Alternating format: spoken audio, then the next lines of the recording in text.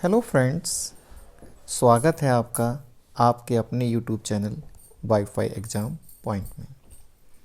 Friends, आज मैं लेकर के आया हूँ आपके लिए विज्ञान के टॉप 50 क्वेश्चंस जो आपसे अक्सर प्रत्येक प्रतियोगी परीक्षा में पूछे जाते हैं। फ्रेंड्स, मैंने ये जो प्रश्न लिए हैं वो वन लाइनर लिए हैं, जिससे आप कम समय में ज़्यादा प्रश्नों को याद कर सकें। और वन लाइनर क्वेश्चन का एक और फ़ायदा होता है फ्रेंड्स कि हमें केवल उन प्रश्न का उत्तर ही याद करना होता है, जिससे परीक्षा में आसानी से हमें वो याद रह जाता है और उसको हम मार्क कर देते हैं। तो फ्रेंड्स, आपसे एक रिक्वेस्ट है कि अगर आपने अभी तक हमारा चैनल सब्सक्राइब नहीं किया है तो इसको सब्सक्राइब कर लें, और हाँ, घंटी के बटन को ज़रूर दबा दें, जिससे हमारी आने वाली हर नई वीडियो की नोटिफिकेशन आपको सबसे पहले मिल सके। तो फ्रेंड्स, शुरू करते हैं प्रश्नों का सिलसिला। फ्रेंड्स, पहला प्रश्न है कि हीरे की असाधारण चमक का क्या कारण है। फ्रेंड्स, हीरे की जो असाधारण चमक है वो है आपका उसका उच्च अपवर्तनांक सूचकांक। फ्रेंड्स, हीरे से संबंधित नेक्स्ट क्वेश्चन है कि हीरे का क्रांति कोण कितने डिग्री का होता है। तो फ्रेंड्स, ये 24 डिग्री का होता है। इसी से संबंधित एक प्रश्न और है कि सबसे कठोर धातु कौन सी है। फ्रेंड्स, हीरा ही सबसे कठोर धातु मानी जाती है और सबसे चमकदार भी। फ्रेंड्स, नेक्स्ट प्रश्न है, ये प्रकाश से संबंधित है। फ्रेंड्स, प्रकाश की चाल सबसे अधिक किस में होती है। तो फ्रेंड्स, प्रकाश की चाल सबसे अधिक वायु तथा निर्वात में होती है। फ्रेंड्स, नेक्स्ट प्रश्न है कि आवाज़ का तारतम्य क्या है। फ्रेंड्स, आवाज़ का तारतम्य ही ये बताता है कि किसकी आवाज़ मोटी है और किसकी आवाज़ पतली है। फ्रेंड्स, अगर तारतम्य अधिक होगा तो आवाज़ पतली होगी, तारतम्य कम होगा तो आवाज़ मोटी होगी। जिस प्रकार इस तरीके से प्रश्न पूछ लेता है कि एक मच्छर बहुत तेज़ी से भिनभिना रहा है और एक तेज़ से शेर दहाड़ रहा है, तो दोनों की आवाज़ का तारतम्य होगा। तो जाहिर सी बात है कि उसकी आवाज़ मच्छर की पतली है तो उसका तारतम्य कम होगा, और शेर की आवाज़ जो उसकी दहाड़ है वो मोटी होगी तो उसका फ्रेंड्स तारतम्य जो है कम होगा। फ्रेंड्स, अगला प्रश्न जो मैंने लिया है वो तारों से संबंधित है। तारे क्या हैं। फ्रेंड्स, तारे जो होते हैं वो विशाल स्वतः चमकदार गैसों के पिंड हैं जो स्वयं के गुरुत्वाकर्षण बल से परस्पर बंधे रहते हैं। फ्रेंड्स, तारों से ही संबंधित नेक्स्ट प्रश्न है कि तारों का जीवन काल किस पर निर्भर करता है। तो फ्रेंड्स, तारों का जीवन काल उनके द्रव्यमान तथा चमक पर निर्भर करता है। नेक्स्ट प्रश्न भी तारों से संबंधित है। जो तारा अधिक चमकीला होता है उसका जीवन काल होता है कम या ज़्यादा। फ्रेंड्स, जितना अधिक चमकीला तारा होगा उसका जीवन काल उतना ही कम होगा। फ्रेंड्स, नेक्स्ट प्रश्न है तारों से ही संबंधित है कि तारों के रंग का सूचक है, यानी तारे के जो रंग को जो प्रदर्शित करता है उसका जो सूचक है किसको माना जाता है। तो फ्रेंड्स, वो है आपका तारों का अपना ताप। नेक्स्ट प्रश्न है फ्रेंड्स कि तारों के बीच की दूरियां किसमें नापी जाती हैं या मापी जाती हैं। फ्रेंड्स, तो ये प्रकाश वर्ष है। फ्रेंड्स, प्रकाश वर्ष आप जानते हैं कि जो लंबी दूरियां होती हैं वो प्रकाश वर्ष में ही मापी जाती हैं। फ्रेंड्स, नेक्स्ट प्रश्न है कि बादल तथा वायुमंडल का तैरना, यानी जो बादल तैरते हैं और वायुमंडल तैरता है वो किसके कारण होता है। फ्रेंड्स, तो ये श्यानता के कारण होता है, जिसको विस्कोसिटी के नाम से भी जाना जाता है। फ्रेंड्स, इसी से संबंधित एक क्वेश्चन और है कि श्यानता किसका प्रमुख गुण है। तो फ्रेंड्स, ये केवल द्रवों तथा गैसों का एक विशेष गुण है। ये केवल द्रव तथा गैस में ही पाया जाता है। नेक्स्ट प्रश्न और है फ्रेंड्स कि द्रवों में क्षारीयता किस कारण होती है। तो फ्रेंड्स ये सहसंजक बल के कारण होती है।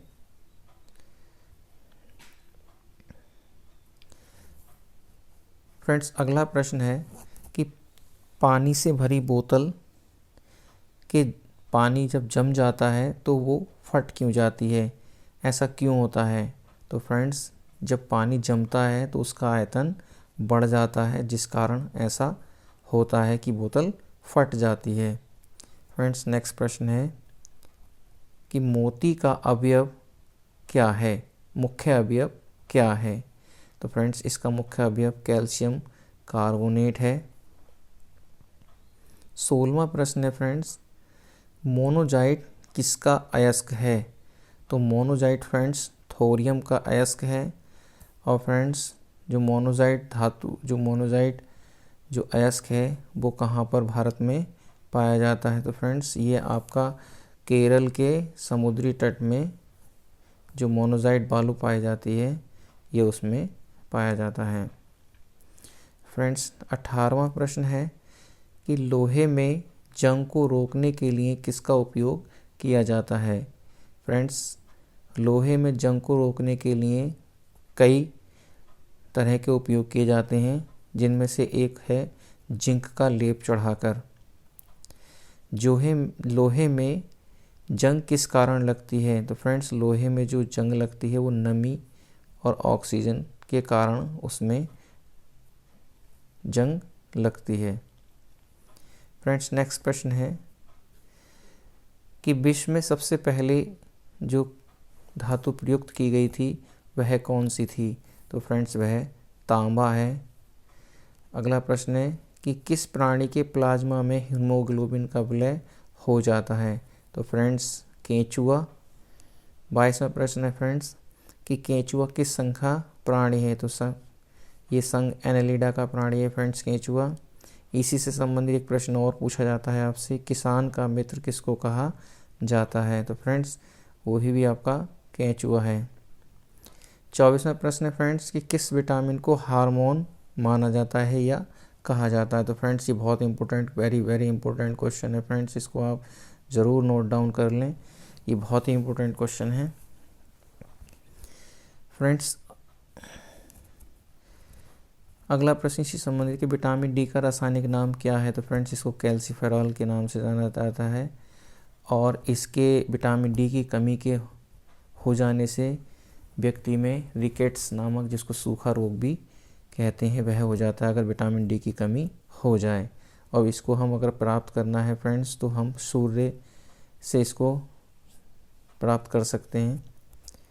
वायु में उड़ने वाले गुब्बारे, जो हवा में गुब्बारे, गैस के गुब्बारे जिसको बोलते हैं, उनमें कौन सी गैस भरी होती है। तो फ्रेंड्स उसमें हीलियम गैस भरी होती है। फ्रेंड्स एक प्रश्न ये भी बहुत इंपॉर्टेंट है, ये आपका इम्पोर्टेंट बिल्कुल ही बहुत वेरी इंपॉर्टेंट प्रश्न है कि अगर किसी व्यक्ति का पूरा प्रतिबिंब देखना हो तो फ्रेंड्स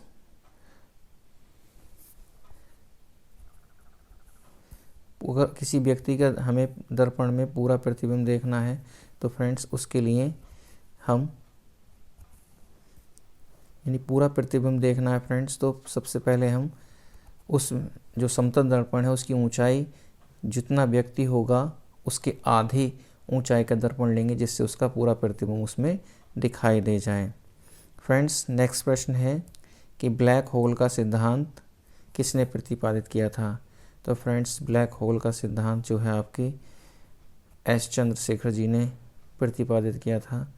और एक प्रश्न है कि ब्लैक होल की घटना क्या है। तो फ्रेंड्स ब्लैक होल एक ऐसा खगोलीय क्षेत्र है जिसका गुरुत्वाकर्षण क्षेत्र इतना शक्तिशाली होता है कि प्रकाश सहित कुछ भी इसके खिंचाव से बच नहीं सकता।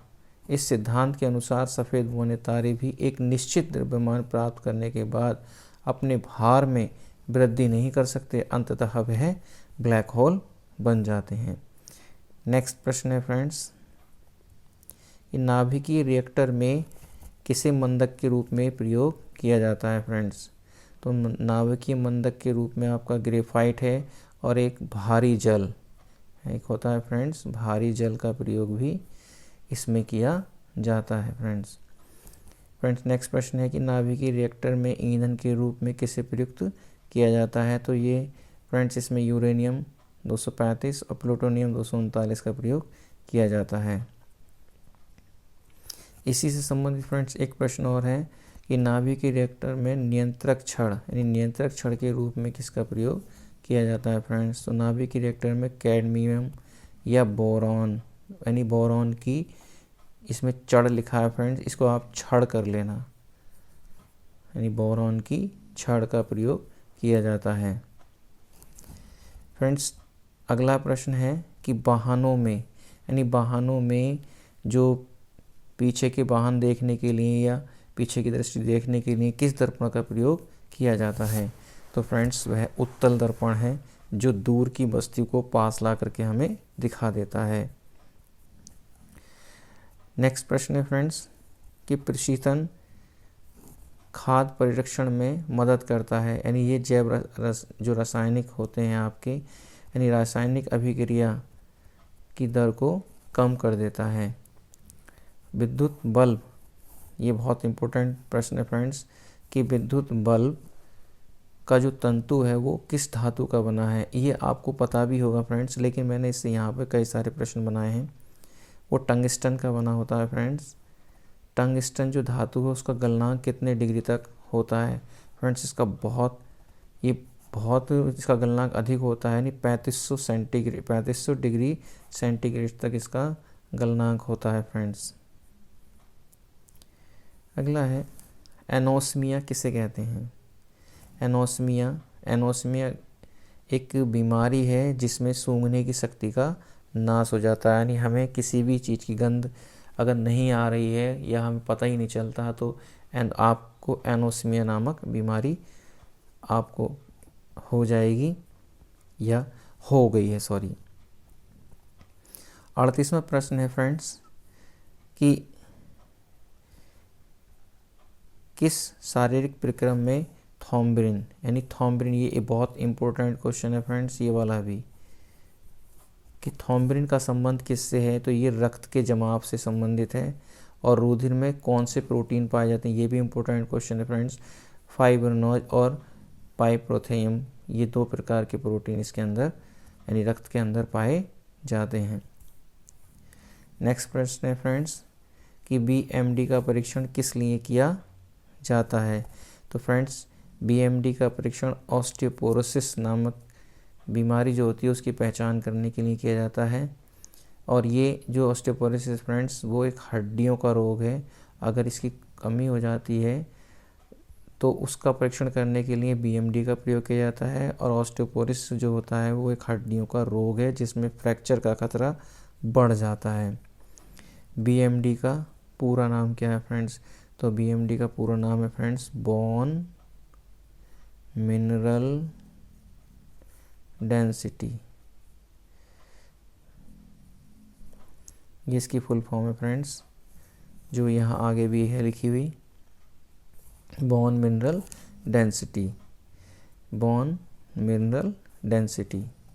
फ्रेंड नेक्स्ट प्रश्न है कि वायुमंडल हमारे ऊपर बहुत अधिक दबाव डालता है परंतु हम इसका अनुभव नहीं करते हैं। ऐसा क्यों होता है कि वायुमंडल का जो दबाव है वो हमारे ऊपर बहुत होता है लेकिन हम उसे महसूस नहीं कर पाते? इसका एक कारण है कि हमारे अंदर जो रक्त है उसका दबाव वायुमंडल दबाव से अधिक होता है। यानी इसमें लिखा है कि हमारे शरीर का रक्त वायुमंडल के दबाव से कुछ अधिक दबाव डालता है जिस कारण हमें दबाव महसूस नहीं होता। नेक्स्ट प्रश्न है फ्रेंड्स, इसी से संबंधित है ये भी कि क्या कारण है कि जब हम जल के अंदर होते हैं तब दाब महसूस करते हैं? यानी जब हम जल के अंदर होते हैं तो हमें ऐसा लगता है कि कोई बाह्य चीज़ हम पर दबाव डाल रही है। तो इसका कारण है जब हम जल के अंदर जाते हैं तो हमारा जो रक्त का दाब है वो बाह्य दाब से कम हो जाता है जिसके कारण हमें बाह्य दाब महसूस होने लगता है। नेक्स्ट प्रश्न है फ्रेंड्स कि टेलीविज़न में दूरस्थ नियंत्रण के लिए किस प्रकार के विद्युत चुम्बकीय विकिरण का उपयोग किया जाता है? दूरस्थ नियंत्रण, जिसको रिमोट कंट्रोल बोलते हैं फ्रेंड्स। तो रिमोट कंट्रोल में जो किरणें होती हैं वह कौन सी किरणें निकलती हैं? तो फ्रेंड्स वह अवरक्त किरण या अवरक्त विकिरण भी इसको कहते हैं। 46 प्रश्न है कि रोगी के अंदर के शरीर के अंदर का परीक्षण किसके द्वारा किया जाता है या किस यंत्र के द्वारा किया जाता है फ्रेंड्स? तो ये एंडोस्कोप के द्वारा परीक्षण किया जाता है। इसी से संबंधित एक प्रश्न और है कि एंडोस्कोप किस तकनीक पर कार्य करता है? तो फ्रेंड्स ये ऑप्टिक यानी फाइबर ऑप्टिक तकनीक पर ये कार्य करता है। फ्रेंड्स 48 क्वेश्चंस है, हाइड्रोजन बम किस सिद्धांत पर आधारित है? तो हाइड्रोजन बम फ्रेंड्स आपका अनियंत्रित संलग्न अभिक्रिया पर आधारित है और आपका परमाणु बम जो है वो अनियंत्रित विखंडन अभिक्रिया पर आधारित है। ये दोनों ही प्रश्न बहुत ही इम्पोर्टेंट हैं और अक्सर आपसे परीक्षा में पूछे जाते हैं। फ्रेंड्स लास्ट 50 और अंतिम प्रश्न है हमारा कि प्रोटीन की कमी से कौन सा रोग हो जाता है? तो फ्रेंड्स मेरिस्मस रोग है ये। इसमें ऐसा रोग होता है कि अगर किसी को हो जाए तो उसके शरीर के अंदर की प्रोटीन की कमी होने के कारण उसके शरीर के अंदर के अंग जो उसकी त्वचा होती है उसमें से दिखते हैं, यानी इतना कमज़ोर होता है बहुत ज़्यादा। इसकी कमी किसी बच्चे को अगर हो जाए या ख़ास तौर पे बच्चों में ज़्यादा देखने को मिलती है। फ्रेंड्स ये थे टॉप 50 क्वेश्चंस। अगर वीडियो आपको अच्छी लगी हो तो फ्रेंड्स अपने फ्रेंड्स के साथ इसको शेयर कर दें और अच्छी लगी हो तो इसको लाइक कर दें। अगर आपको और अच्छी वीडियो देखनी हो तो फ्रेंड्स इसको कमेंट करें जिससे मैं आपके लिए अच्छी से अच्छी वीडियो बना करके आपको प्रदान कर सकूं। फ्रेंड्स वीडियो देखने के लिए आपका बहुत बहुत धन्यवाद। जय हिंद।